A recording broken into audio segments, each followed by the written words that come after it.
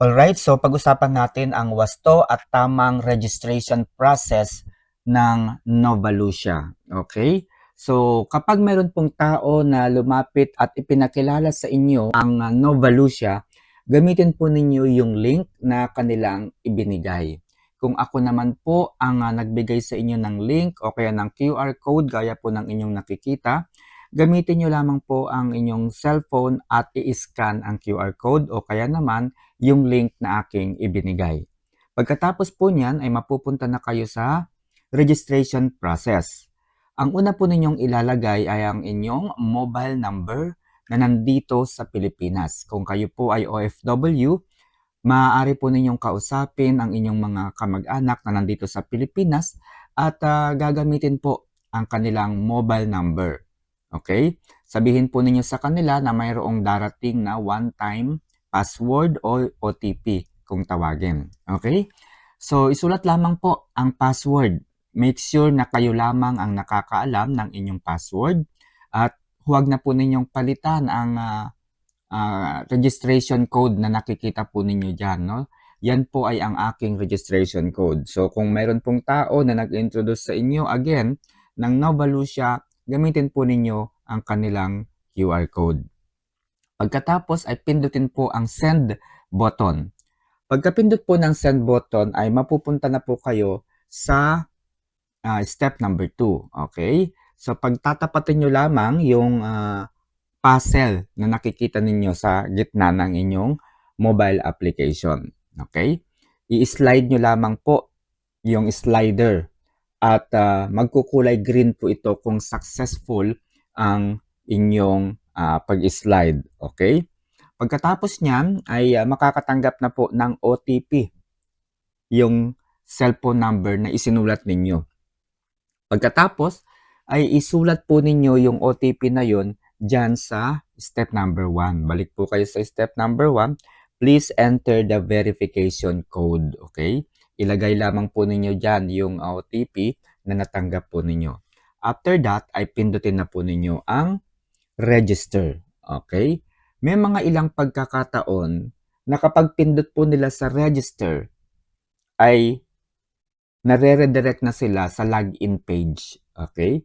Kapag inilagay po nila yung kanilang mobile number at kanilang password, you are not registered yung lumalabas. Ano po yung dapat gawin?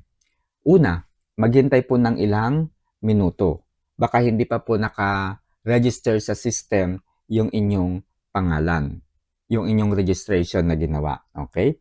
Maghintay po kayo ng ilang minuto. 1 to 5 minutes. Okay?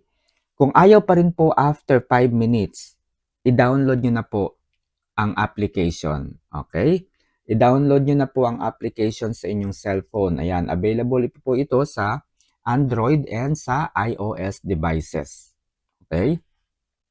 So, yan po ang inyong gagawin. And, i-login na po ninyo ang inyong account. Kapag naka-login na po, ang susunod po ay verification ng inyong pagkakakilanlan o ang inyong ID. Ayan. So, ang unang step po dito, pindutin nyo lamang po yung mine button. Ayan po, yung nasa ibabang bahagi, yung may kulay bilog. Ayan, kulay bilog, kulay blue. Ayan. At pindutin nyo lamang po yung ID verify na nandoon po sa My Services. Okay? Okay, so pagkatapos niyan ay dito na po kayo mapupunta sa real name authentication. Okay? As you can see mga kaibigan, yung ID na ginagamit dito ay UMID ID, passport, postal, national ID, TIN number, or TIN ID. Pwede po yun. Okay? Kung ang inyong ginamit ay national ID, make sure mga kaibigan na kung ano ang nakasulat sa inyong ID, yun po ang ilalagay ninyo sa name. Okay? Nakita nyo po yung national ID, Juan Martinez de la Cruz. So, isulat po ninyo ng buo, yung Juan Martinez de la Cruz. Yung iba po kasi ang nilalagay, Juan de la Cruz. Yung iba naman ay Juan, yung iba naman ay de la Cruz, yung iba naman ay Juan M. de la Cruz. Huwag pong ganun. Dapat kung ano po ang nakasulat sa ID, yun din po ang inyong isusulat. Pagdating naman po sa ID number, isulat po ito ng buo at kompleto. Tanggalin nyo lamang po yung dash. Huwag po ninyong isasali yung dash. Okay? Pagdating naman po tayo dito sa back of ID, huwag po ninyong i-take na literal po na likod ng ID yung i-attach po ninyo. Okay?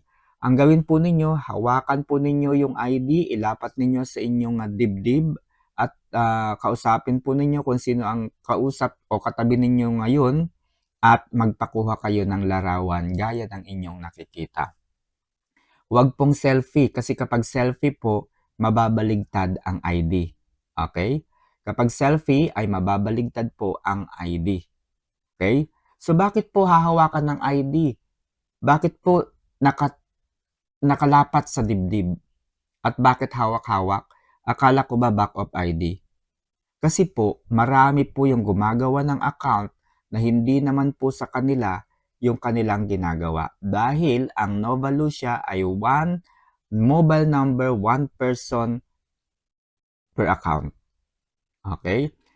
Isang cellphone lamang din ang gagamitin. Hindi po pwedeng gumawa kayo ng account sa iisang cellphone number. Hindi po. Madedetect po ng AI ng Nova Lucia na ang isang cellphone, let's say yung cellphone ko, no? Samsung S24, ganyan. Tapos, niregister na dito yung kapatid ko, yung nanay ko, yung kapitbahay ko, lahat na, niregister na lahat. So, ginamit na lahat ng marami yung cellphone ko. So, pag naglalagin sila, yung cellphone ko pa rin ang gagamitin. Bawal po yun. Okay? Kaya, make sure po na ganyan po yung gagawin ninyong procedure. Kasi marami po ang gumagawa ng ganyan. Okay? Gagamitin yung cellphone ng iba, lahat na yon nandun na. So, magkakaroon po ng mga dummy accounts. Yung dummy accounts, guys, ito po yung, siya lang din yung tao. No? Siya lang din yung gumagamit ng account na yon. Akala niya networking. Akala niya networking ang Nova Lucia. So, siya lang, mag-isa niya. Pero, ang dami niyang account. Wala pong ganun sa Nova Lucia. Bawal na bawal po yun. Okay? Again, hindi po networking ang Nova Lucia. You don't need to recruit. Kung gusto mong kumita sa Nova Lucia nang ikaw lang, fine. Okay po yan.